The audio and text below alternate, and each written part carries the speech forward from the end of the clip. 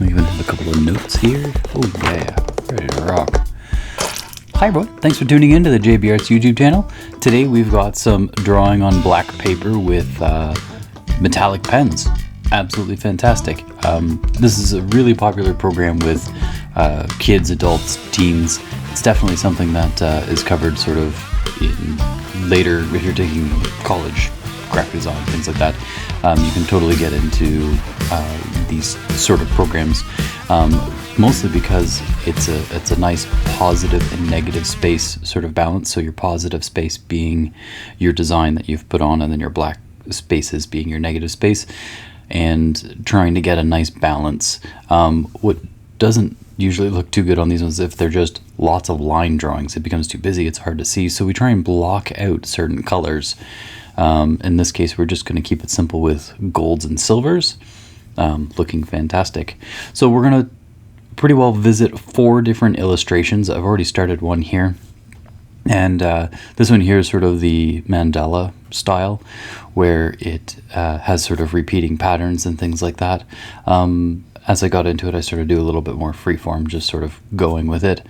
And yeah, so enjoy the video. I'll talk in a couple of moments, and we'll revisit on the next one. Nah, I lied. I'm going to keep talking. So what we're going to do is discover certain areas that you color in solid. And then what we're going to do is some areas are going to be left blank, and then other areas are going to be filled in with sort of textures. So our lines can be sort of brought either close together or further apart, leaving more black space. And that starts to give the illusion of something. So if you take a look in the sphere of the sun, they're sort of close together. They're not letting a lot of black through, but they are somewhat rounded to give a little bit more of the curvature of the round sphere. All right, the sun rays sort of emanating out, they come outwards, but I drew my line sort of back and forth to give a little bit more of the radiation coming away from the sun. So I can make those decisions as I'm working on my piece to either leave those spaces in or take them out. You could also use a thicker pen, obviously not in your kit, but if you used a thicker pen, it would cover more area more quickly, and that would give you an entirely different look. The other thing you can sort of do is play around with your somewhat texturing. So I didn't have to do lines for a lot of these. I could have done circles or dots or stippling. That one you get a lot cleaner if you want.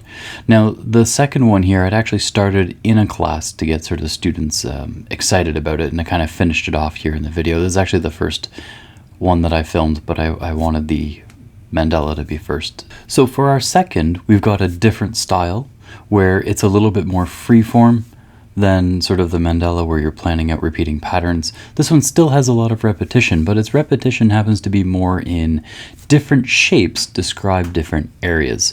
So for example, the leaf repeated over and over again in different places, and the spacing increases between them to sort of get the idea that it's more in shadow on one side and lighter on the other. We take a look at the grass. It also has little fine lines. By changing my texture with every single different component of my picture, I can illustrate the idea that this is grass, this is a tree, these are the clouds, this is sort of a land or prairie that's nice and flat that just has this great curvature to it, with sort of, again, playing with the idea of light coming over the hill. And as we do more of these sort of things, our texture patterns become more advanced. We start thinking about, oh, I could put this texture here to show the difference between wood or water. The ground was going to be gold, and then the sky would be sort of silver. And then as I got into it, I realized sort of the bright sun area should also have some of the silver and gold to sort of tie it all in together.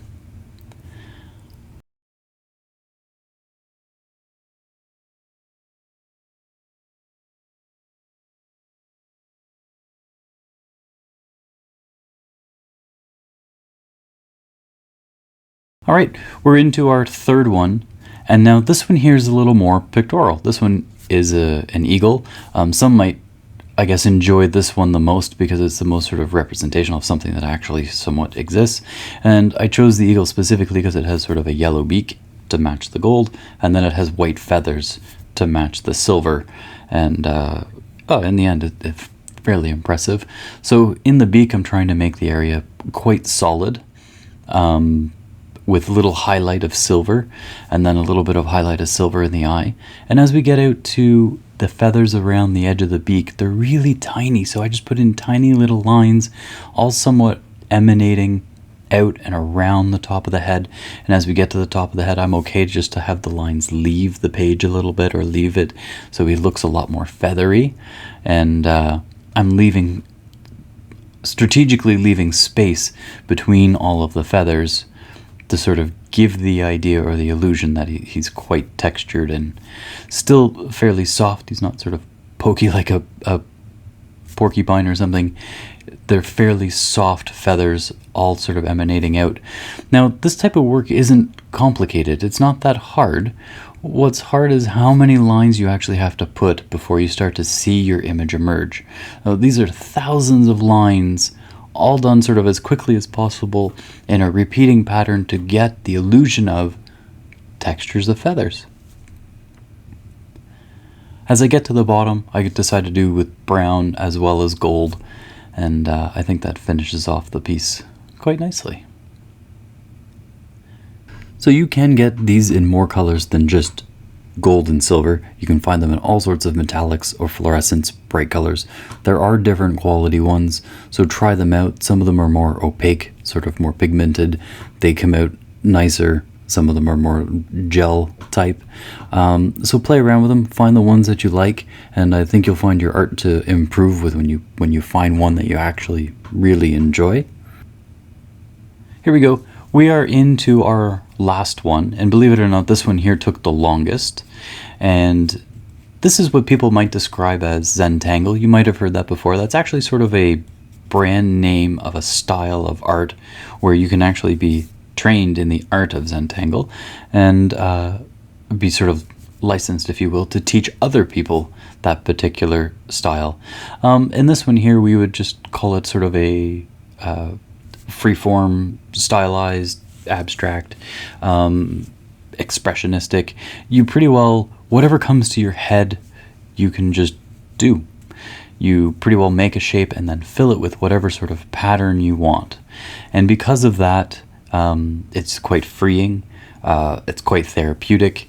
A lot of people really enjoy this style of art because there are no rules. You just go with it, and if you want to have the sort of most fun and just do anything and somewhat let your conscious side take a break for a little bit and just get somewhere into your creative side, this type of art is definitely for you. These pens and on the black, you can really achieve nice sort of photo-like stuff, or you can go into just off-the-wall crazy, means nothing, but you had lots of fun, and by the time you're done, it looks absolutely fantastic.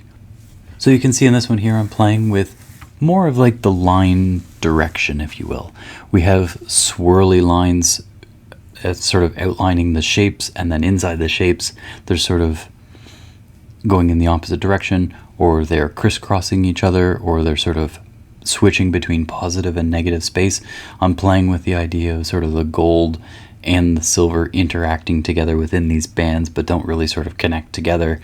So to make the background stand out, I started doing different kinds of patterns, the things that aren't the same as I've got in the foreground, if you will. And I was just sort of thinking of falling 8 balls or falling marbles or something along that line. And you might notice that I switch up sort of their patterns. It's all sort of a circle with another circle in it, but some of them are with black dots, some of them with silver or gold circles, and by jumbling them up and sort of planning where they go, they don't really interact with each other or the same color, so they stand out against one another. And that also means the negative space of where they're not falling makes everything else sort of jump out. So I'm trying to get sort of like a spatial kind of fun dynamic going where these little circle things are sort of falling down one side behind these wavy lines. Just trying to create a fun pattern. And again, I had absolutely no plans going into this. This is just my free form thought spilling out onto the page. And again, I had not a single idea or plan in my head for this. It's just all going out at once. So I did want the other side to look sort of different. At the time, again, I had no idea what I was going to do, but I thought if I did circles on one side, I should do squares and rectangles on the other side. Turned out to be a little bit more difficult than I had sort of planned, mostly because I realized that, you know, if the black is there, maybe you could see through the box. So some I had to go back in and turn them into sort of rectangles, or to get the spaces to break up between one another. So let's say two silver boxes didn't interconnect more than they should. Same with the golds, and there you go. That's where one sort of goes behind the other one. And now I get my boxes in a little bit more three-dimensional space. I ended up really liking this one. But honestly, I think this is the one that I had the most fun doing. And again, totally unplanned, totally sort of abstract, if you will. Non-representational art is what we would describe it. Thank you very much for watching the JB Arts YouTube channel. Don't forget to like, subscribe, share. All of those things make a huge difference to getting these views out to other people. If you're interested in kits, just shoot us an email or take a look at jbarts.ca, and have yourself a wonderful day.